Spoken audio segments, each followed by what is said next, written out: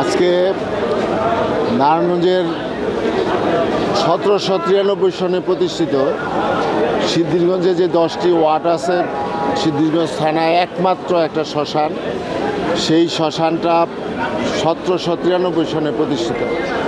সেই দিন থেকেই তারা এটা প্রতিষ্ঠা করে সেখানে তাদের শ্মশান হিসাবে ব্যবহার করে আসছে। কিন্তু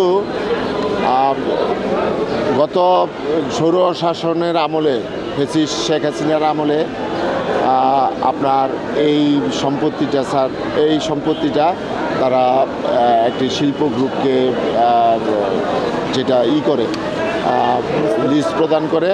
সেই লিজটা আসলে একটা অবৈধ লিজ, কারণ বাংলাদেশের সরকারের আইনেই আছে হাট, বাজার, মন্দির, মসজিদ, রাস্তাঘাট এগুলি কোনো লিজ দেওয়া যাবে না। সেই 7 একর কত শতাংশ সম্পত্তি তারা লিজ দিয়েছে, সেইখান থেকে আমাদের মন্দির মাত্র 31%। সেটা ইতিপূর্বে বিভিন্ন সরকারি সংস্থা তদন্ত করেছে, তদন্তের মাধ্যমে কিন্তু প্রমাণ হয়েছে যে এটা সেই 1793 সনে প্রতিষ্ঠিত সেই শ্মশান। সুতরাং এই শ্মশানটাকে গ্রাস করার জন্য একটি শিল্প গ্রুপ, দেশের প্রতিষ্ঠিত শিল্প গ্রুপ, তারা চেষ্টা করছে। বা আমরা আসলে সেটা স্বার্থের কথা চিন্তা করে আমরা মনে করি যে গতকালও আপনার হিন্দু সম্প্রদায়ের বহু লোকজন আমাদের কাছে গিয়েছে। এটা একটা ধর্মীয় বিষয়।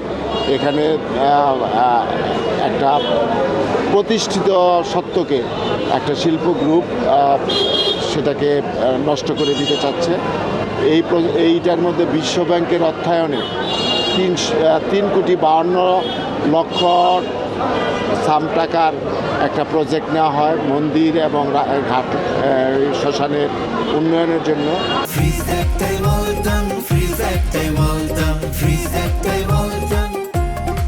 সেটার কাজটা অনেক দূর এগিয়ে যাওয়ার পরে এই গ্রুপ তাদের জায়গার মধ্যে এই শ্মশানটা প্রতিষ্ঠিত না হওয়ার পরেও তারা একটা মামলা করে এখানে একটা ইনজাংশন নিয়েছে।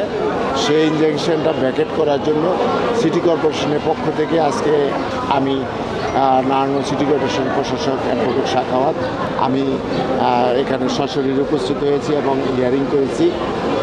আদালত আমাদের বক্তব্য খুব মনোযোগ সহকারে শুনেছেন এবং যে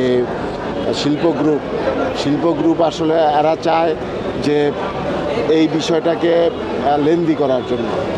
তারা বুঝেছে যে তারা যেই সত্যের উপরে আছে সেটা সুপ্রতিষ্ঠিত সত্য নয়।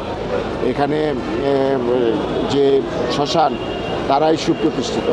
সুতরাং তারা বিভিন্ন ছলচাতুরির মাধ্যমে আপনার এটাকে সময় বৃদ্ধি করার চেষ্টা করছে। আজকে তারা সময় চেয়েছিল, আমরা এটা প্রতিবাদ করেছি এবং এই ইনজাংশন বাতিলের জন্য আমরা আমি মুভ করেছি। মুভ করার পরে বিজ্ঞ আদালত সকল বিষয় বিবেচনা করে আগামীকাল আবার শুনানির জন্য ডেট রাখা হয়েছে। আগামীকাল ইনশাল্লাহ আমরা শুনানি করব। আশা করি জনগণের পক্ষে, দেশের আইনের পক্ষে আমরা এই আদালত থেকে ন্যায় বিচার পাবো ইনশাল্লাহ।